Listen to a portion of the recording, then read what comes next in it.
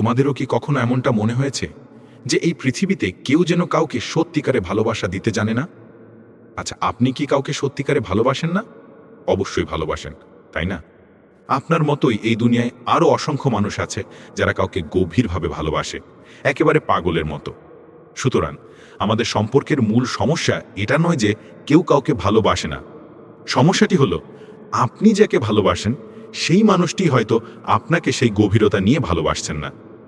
এবং প্রায়শই এমন দেখা যায় যে আপনি যাকে মন থেকে চাইছেন সে আপনার মনোযোগের মূল্য না দিয়ে অন্য কারো প্রতি মনোযোগী।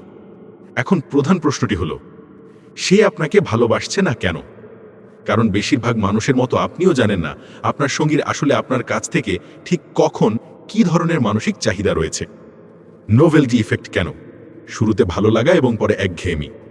এই ভিডিওতে আপনি শিখবেন আপনার সঙ্গীর আপনার কাছ থেকে ঠিক কি এবং কখন প্রয়োজন। আর একবার আপনি এই মনস্তাত্ত্বিক চাহিদাটি বুঝে গেলে আপনি খুব বেশি কিছু না করলেও আপনার সঙ্গীর স্বতঃস্ফূর্তভাবে আপনার প্রতি আকৃষ্ট হয়ে উঠবে। আপনার সঙ্গীর আপনার কাছ থেকে কি চায় তা বোঝার জন্য প্রথমে আমাদের নোভেলটি ইফেক্ট তত্ত্বটি গভীরভাবে বুঝতে হবে। কারণ কোনো মানুষের আচরণকে আপনি এই তত্ত্ব ছাড়া পুরোপুরি উপলব্ধি করতে পারবেন না। নোভেলটি ইফেক্ট আপনার সম্পর্কের ক্ষেত্রে বলে যে যখন আপনার সম্পর্কটি একেবারেই নতুন থাকে তখন সেই নতুনত্বের কারণেই আপনার সঙ্গী আপনার সঙ্গে প্রচণ্ড মানসিক উত্তেজনা এবং থ্রিলড এক্সাইটমেন্ট অনুভব করেন। এই সময়টিতে আপনি যত বেশি ভালোবাসা ও মনোযোগ দেন আপনার সঙ্গী ততই খুশি হন। সে অন্য কাজ ফেলে ঘন্টার পর ঘন্টা আপনার সঙ্গে ফোনে কথা বলে। এর কারণ হলো সম্পর্কের শুরুর দিকে সেই উত্তেজনা এবং থ্রিল অনেক বেশি মাত্রায় বিদ্যমান থাকে। কিন্তু নোভেলটি এফেক্টের আরও একটি গুরুত্বপূর্ণ দিক রয়েছে। এটি বলে যে আপনি যতই আন্তরিকভাবে ভালোবাসুন না কেন, এক সময় আসে যখন আপনার সঙ্গী সেই ভালোবাসার পুনরাবৃত্তি থেকে বিরক্ত হতে শুরু করে। সেই অতিরিক্ত ভালোবাসা তার কাছে একঘেয়ে বা ক্লান্তি উদ্রেককারী মনে হয়।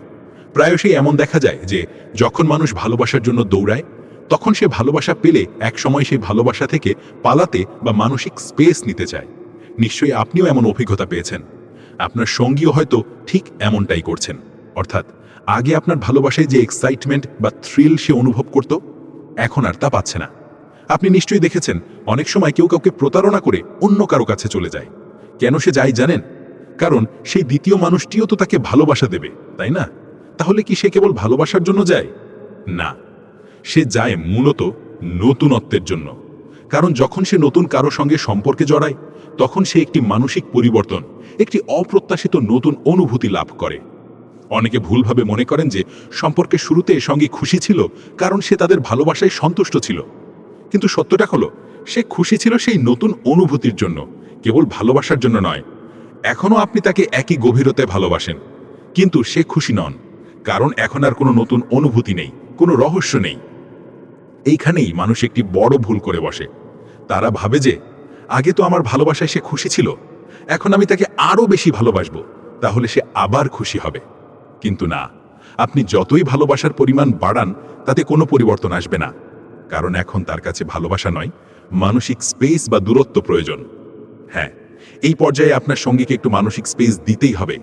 আপনার অতিরিক্ত ভালোবাসা এবং যত্ন কিছুটা কমিয়ে নিজেকে আপনার ব্যক্তিগত জীবন, লক্ষ্য এবং উন্নতিতে ব্যস্ত রাখতে হবে। কেন? কারণ সম্পর্কের শুরুতে আপনার ভালোবাসা ভালো লাগতো, তখন সে এটি চেয়েছিল। কিন্তু পরে যখন ভালোবাসার আতিশয্য ঘটল তখন সেটা একঘেয়ে লাগতে শুরু করলো। তখন সে দূরত্ব চায়। আপনি যখনই তাকে এই প্রয়োজনীয় মানসিক স্পেস দেবেন সে আবারও আপনার দিকে আকৃষ্ট হতে শুরু করবে। এটা শুনে হয়তো অদ্ভুত বা বৈপরীত্যমূলক মনে হচ্ছে, কিন্তু আপনি যদি মনুষ্য মানবিজ্ঞান বোঝেন তাহলে বুঝবেন মানুষ সবসময় জীবনে পরিবর্তন চায়, নতুন কিছু চায়। মানুষ এই পরিবর্তনের প্রতি গভীরভাবে আকৃষ্ট হয়। তাই যদি আপনি শুধু ভালোবাসা দেন তবুও সমস্যা হবে, আর যদি আপনি সবসময় কেবল উপেক্ষাই করেন তবুও সমস্যা হবে। নোভেলটি সিকিং টেন্ডেন্সি এবং ডোপামিন।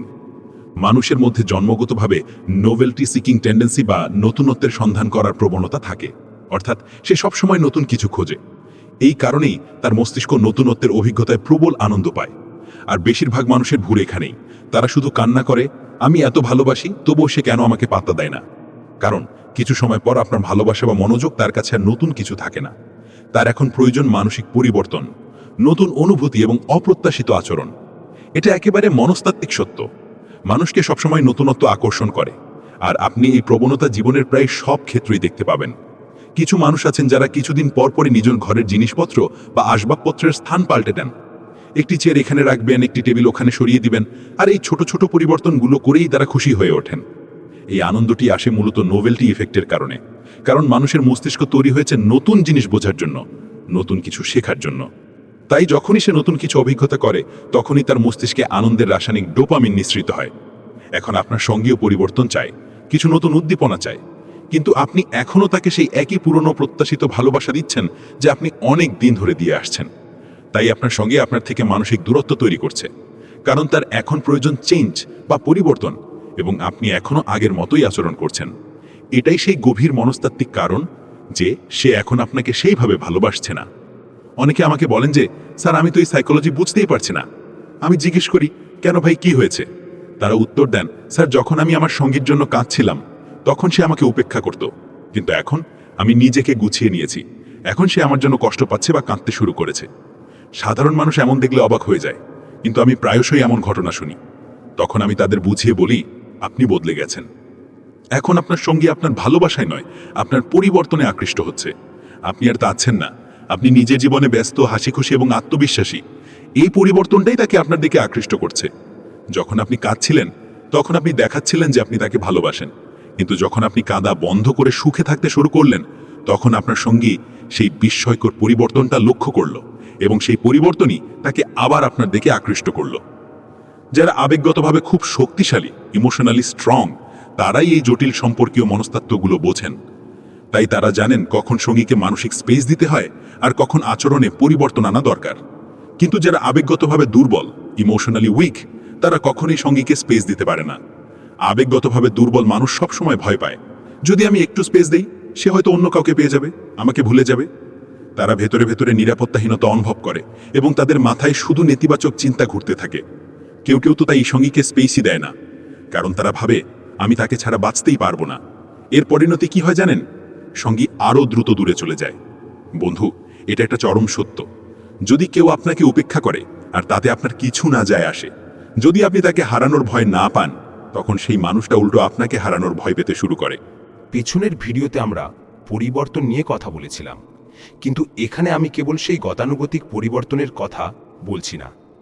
এখানে আমি বলছি নোভেলটি এফেক্টের মাধ্যমে আসা পরিবর্তনের কথা। এই দুটো দেখতে একই রকম মনে হলেও আসলে নয়।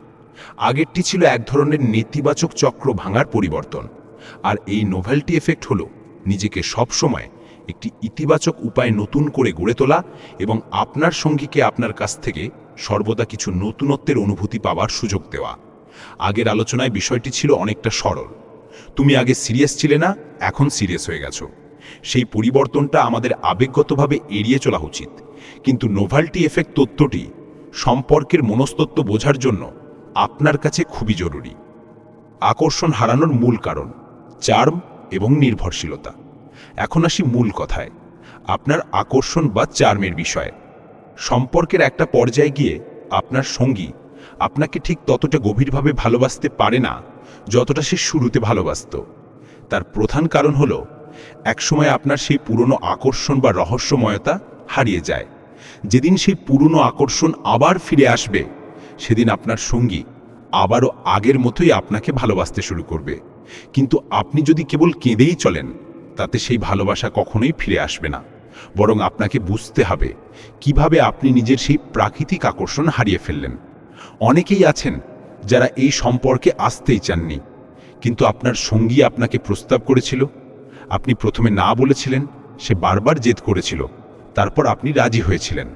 আর আজ সেই একই মানুষ হয়তো আপনাকে সম্পূর্ণভাবে উপেক্ষা করছে। এর কারণ হলো, তখন আপনার মধ্যে এক ধরনের চার্ম বা আকর্ষণ ছিল। যখন আপনি না বলছিলেন, তখন আপনি তাকে পরোক্ষভাবে বোঝাচ্ছিলেন যে আপনি তার চেয়ে ভালো অবস্থানে আছেন এবং আপনাকে পাওয়া সহজ নয়। আপনি তখনও সেই একই মানুষ ছিলেন, আজও তাই আছেন। কিন্তু মূল পার্থক্য হলো, তখন আপনার তাকে দরকার ছিল না, আর আজ আপনি তার উপর মানসিকভাবে নির্ভরশীল হয়ে পড়েছেন। তাকে হারানোর তীব্র ভয় পাচ্ছেন। এই নির্ভরশীলতাই আপনার আকর্ষণকে সম্পূর্ণভাবে নষ্ট করে দিয়েছে। সোজা কথায়, ভিক্ষা চাইলে আকর্ষণ দ্রুত কমে যায়, আর স্বতঃস্ফূর্তভাবে না বললে আকর্ষণ বাড়ে। এটি একটি সহজ উদাহরণের মাধ্যমে বোঝা যাক। যখন কেউ কারো বাড়িতে অতিথি বা মেহমান হয়ে খেতে যান, তখন সেখানে 3 ধরনের আচরণ দেখা যায়। প্রথম ধরনের মানুষ যারা খেতে বসে কিন্তু কোনো কিছু চায় না, আবার কিছু অস্বীকারও করে না, যা দেওয়া হয় চুপচাপ খেয়ে নেয়। এদেরকে সাধারণত কেউ জোর করে কিছু দিতে চায় না। দ্বিতীয় ধরনের মানুষ যারা বারবার না, আমি আর খাবো না বলে প্রত্যাখ্যান করে। এই ধরনের মানুষকে সবাই জোর করে খাওয়াতে চায়, আরেকটু খান, আরেকটা নিন বলে অনুরোধ করে। এদের খাওয়াতে সবার আগ্রহ থাকে। তৃতীয় ধরনের মানুষ যারা নিজেরাই চায়, দুটো রুটি দিন, এটা দিন, ওটা দিন। এদের কাউকে খাওয়াতে কারো কোনো মজা লাগে না, বরং সবাই মনে মনে ভাবে, দেখো কেমন ক্ষুধার্ত। তিনজনেই অতিথি, কিন্তু যিনি চাইলেন না বা যিনি প্রত্যাখ্যান করলেন তাকেই সবাই বেশি করে দিতে চায়, আর যিনি চাইছেন তার প্রতি কারো আগ্রহই থাকে না। ঠিক এই কারণেই আপনার সঙ্গীর কাছ থেকে কোনো কিছু চাওয়া বা দাবি করা বন্ধ করুন। তাকে কখনোই এই অনুভূতি দেবেন না যা আপনার তাকে খুব বেশি প্রয়োজন।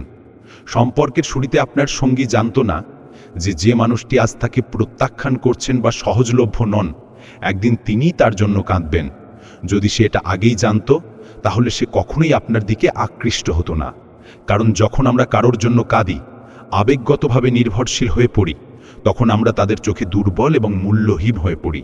অনেকেই আমাকে বলেন, স্যার, রিলেশনের শুরুতে আমার সঙ্গী বলতো, আমি খুব ভাগ্যবান তোমাকে পেয়ে, কিন্তু এখন সে আমাকে উপেক্ষা করছে।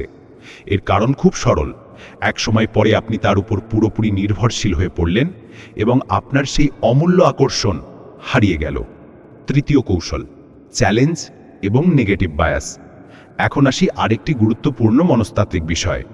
আপনি যাকে ভালোবাসেন সে আপনাকে নয় বরং অন্য কাউকে ভালোবাসছে, এমনটা কেন হয়? এর পেছনে দুটো বড় মনস্তাত্ত্বিক কারণ আছে।